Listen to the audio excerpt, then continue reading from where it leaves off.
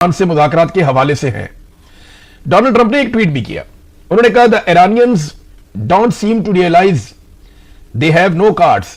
ईरानियों को इस बात का अंदाजा नहीं है कि उनके पास कोई ऑप्शन नहीं है other than a short term extortion of the world by using international waterways. कि जनाब वो बैनुल-अक़वामी पानियों को इस्तेमाल करके एक्सटॉर्शन या एक इलीगल किस्म का मनी तो ले सकते हैं, पैसा तो इकट्ठा कर सकते हैं, लेकिन ईरान के पास कोई चॉइस नहीं है, कोई कार्ड्स नहीं है। ये डोनाल्ड ट्रंप ने दावा किया और ईरानी इसको नहीं जानते, ये भी उसने कहा। फिर डोनाल्ड ट्रंप ने कहा the only reason they are alive today is to negotiate. आज उनके जिंदा होने की वाहिद रीजन जो है वो मुज़ाकरात है, यानी आज वो इसलिए जिंदा है कि वो मुज़ाकरात कर रहे हैं। ये बड़ी धमकी हमें इस ट्वीट है। देखिए यहां से पता चलता है डोनाल्ड ट्रंप पे कितना दबाव है अमेरिका के अंदर, अमेरिका के बाहर, हर तरफ। और सीएनएन ने ये रिपोर्ट किया है मुबैना तौर पर कि वहां डोनाल्ड ट्रंप और नेतन्याहू के बीच में भी बड़ी सख्ती चल रही है। नेतन्याहू लगातार लेबनान के ऊपर अटैक कर रहा है और डोनाल्ड ट्रंप की जानिब से इसमें मुदाखलत की गई है कि ये अटैक बंद करके वहां पे मुज़ाकरात किए जाए। और अब पता चल रहा है कि वहां पे भी दो वफूद जिनमें इसराइल और लेबनान की क़यादत मौजूद है वो अमेरिका के अंदर मुज़ाकरात के लिए जा सकते हैं। स्टीव विटकॉफ की तरफ से कोई स्टेटमेंट नहीं है अभी हमारे पास, ये इंपॉर्टेंट आदमी है इस रीजन का, लेकिन जेडी वेंस का एक स्टेटमेंट है अगर ईरान ने संजीदगी का मुजाहरा ना किया, चालाकी की कोशिश की, तो अमेरिकी मुज़ाकराती टीम मुस्बत रद्द-ए-अमल नहीं देगी। फिर उन्होंने कहा कि अमेरिकी सदर ट्रंप की गाइडलाइन के मुताबिक मुज़ाकरात में हिस्सा लेने जा रहा हूं, यकीन है कि ईरान के साथ मुज़ाकरात मुस्बत रहेंगे। अगर ईरानी क़यादत नेक नियति के साथ बातचीत पर आमादा हुई तो अमेरिका भी खुले दिल के साथ आगे बढ़ेगा। अब देखें यहां पे ना इफ एंड बट्स हैं, यहां पे कंफ्यूजन है। ईरान की जानिब से कंफ्यूजन नहीं है, वो बड़ा क्लैरिटी के साथ आ रहे हैं। ये आप अगर कालीबाफ का स्टेटमेंट देखें, ये उन्होंने खुद ट्वीट करके बताया। जो मुज़ाकरात की कमेटी ईरान की जानिब से आई है 2 रुकनी, उसमें जो सरबराह है वो मोहम्मद बाकर कालीबाफ है। उन्होंने कहा कि 2 ऐसे इकदामात हैं जो होने चाहिए थे और ये जंगबंदी के मुज़ाकरात से पहले होने चाहिए थे और ये शराइत थी। मुज़ाकरात से कबल जंगबंदी की 2 शराइत पर अमल दरामद जरूरी है, यानी मुज़ाकरात से पहले इन पर अमल दरामद होना चाहिए। नंबर 1 लबनान में जंगबंदी, कि लबनान के ऊपर बिल्कुल इसराइल का अटैक खत्म हो जाए। अगर मुज़ाकरात करने हैं तो उससे पहले यह हमला बंद होना चाहिए। नंबर 2 उन्होंने कहा मुंजमद ईरानी असासों की बहाली। देखिए अक़वाम मुत्तहिदा के जरिए से ईरान के ऊपर कुछ पाबंदियां लगाई गई थी और उन पाबंदियों के जरिए से ईरान के जहां जहां पे असासे थे या पैसा पड़ा हुआ था उस पैसे को होल्ड कर दिया गया था, फ्रीज कर लिया गया था या मुंजमद कर दिया गया था। यह पैसा कितना है इसके बारे में मेरे पास एक रिपोर्ट है। ये रिपोर्ट में आपको बताऊं तो आप हैरान हो जाएंगे कि इस पैसे की अमाउंट कितनी बड़ी है। ये विकिपीडिया के मुताबिक और डिफरेंट यहां पे आलमी खबर रसा इदारे हैं उनकी रिपोर्टों के मुताबिक यह पैसा 100 अरब डॉलर से लेकर 120 अरब डॉलर तक बनता है। बहुत बड़ी अमाउंट है, बड़ी ह्यूज अमाउंट है, किसी भी मुल्क की किस्मत बदल सकती है।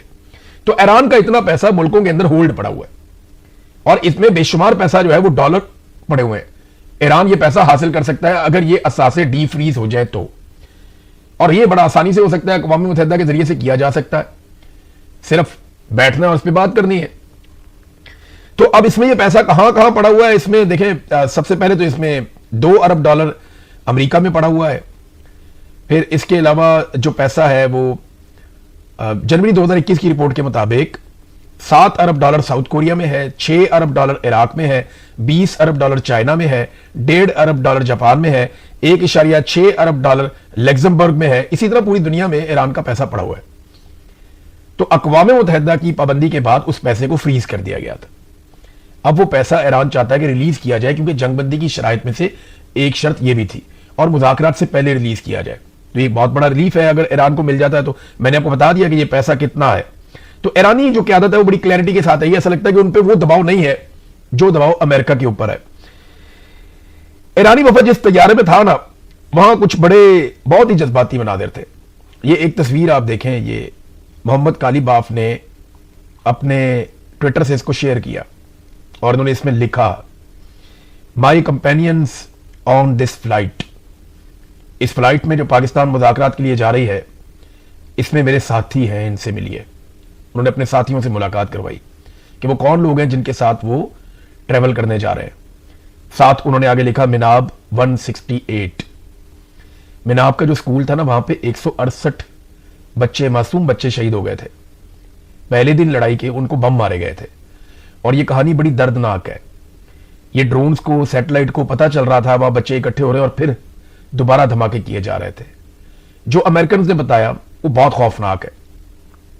डोनाल्ड ट्रंप ने पहले इसका इल्जाम लगा दिया ईरान पे और बाद में इसको गलती करार दिया, लेकिन ये एक जंगी जुर्म है, इसके ऊपर बात होनी चाहिए।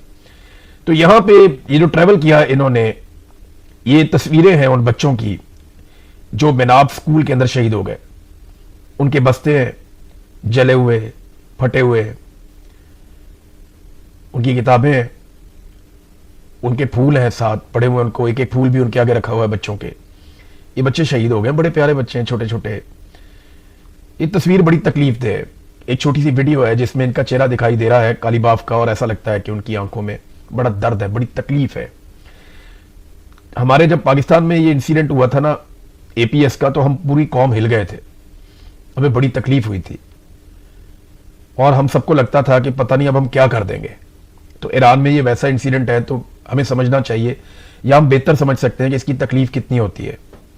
बच्चे स्कूल गए पढ़ने के लिए, ये 12 साल तक की उम्र के बच्चे थे, 7 से 12 साल।